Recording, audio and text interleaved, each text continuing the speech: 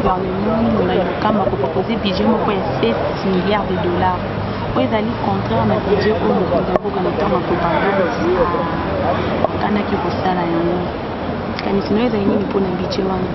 eza sabotage ngana lobaki na bato que FCC a kotikalaka jamais kosala eloko mpona ke Félix a réussir po bazomona ke soki Félix a réussir bango bakundama libela ntango bazoproposer un budget inférieur ya oyo ya matata ponyo ozomona makambo totelemelaki awa programme ya Sylvestre Ilunga bato bamonaki biso bandoki mais lelo bakopesa biso raison malembe parce qu'on ne peut pas présenter un budget non chiffré, budget où il est limité dans les temps et dans l'espace-T, un budget vide. Alors, et un programme vide. Balobaki na batouana ke te pour un chiffre bozela tant qu'on va présenter le budget. Le budget qui présente c'est un budget annuel. À la présentation du programme du gouvernement, c'est un programme du quinquennat. Donc les 5 ans.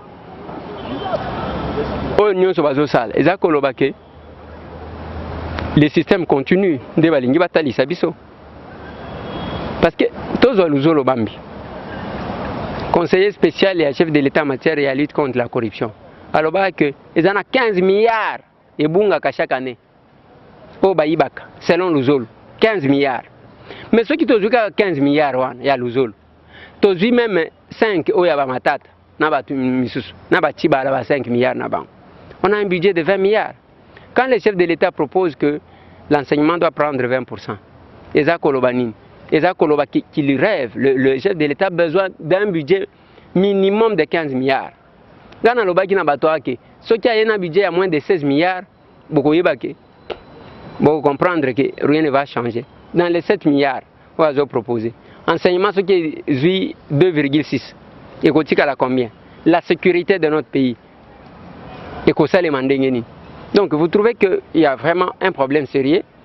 Oyo, volonté à que Makambwe Beba, tu vas souffrir comme ça, un chef de l'État comme ça en 2023, on va jouer discours. Gratuité enseignement peut que un chèque que le budget au EP 5000 pour qui nous le loba grève de ça partout. Budget wana ba misusu bazo samba eti budget dans un problème té ba vivaka à base de budget té ba aide des alliés ba aide humanitaire ba banque mondiale ko sunga tout et tout pona yo omonya mundingeni na kati ya budget wana ezana mbongo ekutaka libanda na ba mongo misusu ezana PIB o ezalaka wana. Donc si vous prenez notre PIB, vous faites les calculs, vous allez trouver que PIB Nabiso, nous avons au moins 10 milliards. 10 milliards par an. Non.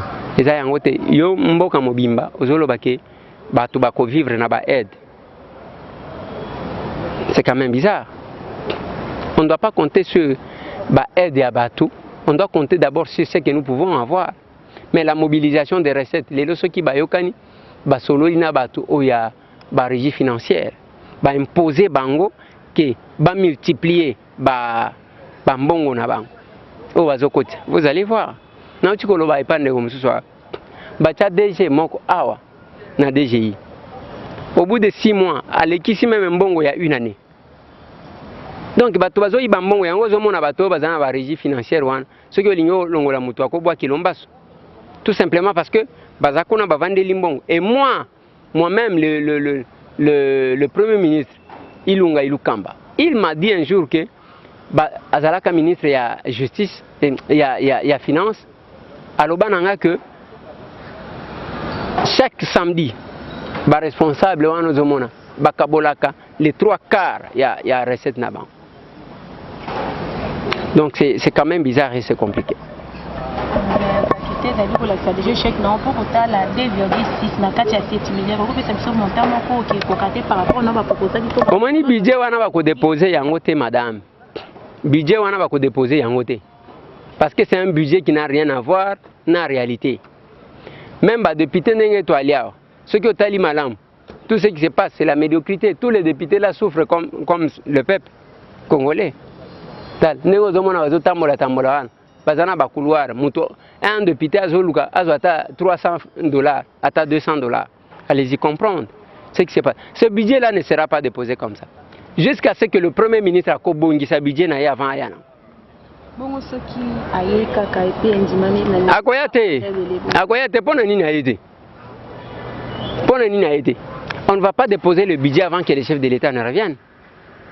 On aura des déserts tout ça quand on a budget kasi tout monde qui me koleleki ba message kotambola ba réseau ete yo lobi kotambola kobima na ndela lokwa ba député kotambola pona salaire na bino et c'est les camons des nations lobi makambo ya réseaux sociaux ngai tambwe est-ce que yo kanga tambwe na lobi ke salaire bazo pesa za ngai naza moko ya ba député balobaki awa même soki ba pesi $20 par mois na ko siéger même $20 je vais siéger bato bazo cha biloko wana ezaka mutu omoni bakomona biso koma elengi moko mutu kaka boulé azwi titre moko boya bambi. C'est pas moi tambwe, moi je me bats pour que ba salaire même ya ba député emata ya ba sénateur emata. Est-ce que boyeba que ba député oyo ndenge tozalia ba député provinciaux ya Kinshasa batushaka monko lega biso. Est-ce que boyeba que ba député provinciaux ya Katanga na ya Lualaba batushaka monko lega ba député nationaux? Eza makambo boyeba te. Député provincial ya Kisasa azo touché monko kolega député national. Kende ko tuna bango ti. Azo touché monko eza na ndenge nini te eza, ce sont les chiffres.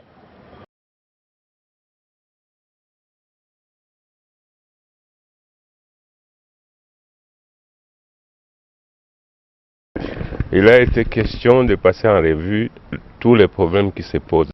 Et cela a permis à chaque député de parler de son territoire. Après avoir fait la revue de l'ensemble des problèmes qui se posent, il y a un problème clé. Et nous avons demandé au Premier ministre d'examiner la possibilité de trouver une solution en dehors des problèmes cruciaux comme les routes de recettes agricoles, les routes d'intérêt provincial et la nationale numéro 12 et la nationale numéro 16. La situation de la SINAT, la situation de la CVM, les biefs maritimes qui est en difficulté. Donc, bref, le problème des entreprises de notre portefeuille qui doivent aussi trouver des solutions dans l'immédiat pour permettre à la population d'être à l'aise. Bon, les travailleurs sont en grève parce qu'ils ne sont pas payés. Ça fait 20 mois, plus de 20 mois qu'ils ne sont plus payés. Et s'ils ne sont plus payés, c'est parce qu'il n'y a plus de recettes. C'est ça, c'est clair. Or, pour avoir des recettes, il faut qu'ils les draguent. Quand ils draguent, les bateaux vont passer et en ce moment-là, ils ont des recettes. Les bateaux n'entrent pas, donc il n'y a pas de recettes. Bakokaki kofanda kimia te na tango province na bango ezali kobika na kokoso na oetali mambi ya lolenge ya bato ya kobika pe ya mimbongo pona yango baponami ya Congo Central bakitaki kokuta na mokambi ya mbulamatari ekolo Congo Sylvestre Ilunga Ilunkamba na tina koluka solution na likambo ya banzela ya bobimisi biloko oyo ezali bongo national numéro 12 na 16 pe lisusu ba entreprise ya l'État na ngambu na bango. Il y a un problème clé. Et nous avons demandé au Premier ministre d'examiner la possibilité de trouver une solution en dehors des problèmes cruciaux comme les routes de recettes agricoles, les routes d'intérêt provincial et la nationale numéro 12 et la nationale numéro 16, la situation de la SINAT, la situation de la CVM, les biefs maritimes qui est en difficulté. Donc, bref, le problème des entreprises de notre portefeuille qui doivent aussi trouver des solutions. Les travailleurs sont en grève parce qu'ils ne sont pas payés.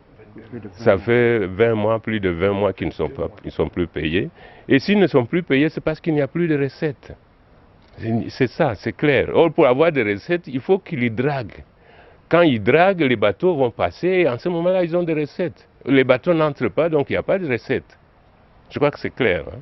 Esengeli koyeba ete Premier ministre Sylvestre Ilunga Ilunkamba alaki koluka solution na mayeba lobeli ya Congo Central bayebi na kotalisa ye na lombango tulubi si bokoyoka